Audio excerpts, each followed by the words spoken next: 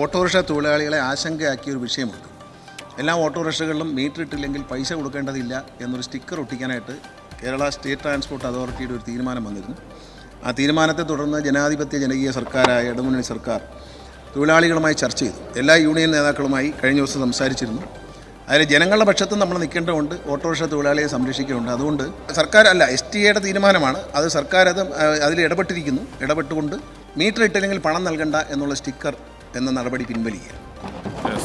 അതോടൊപ്പം എല്ലാ ഓട്ടോറിക്ഷയിലും സർക്കാരുമായി മുൻപ് ഏറ്റിട്ടുള്ള എഗ്രിമെൻ്റ് ഉണ്ട്.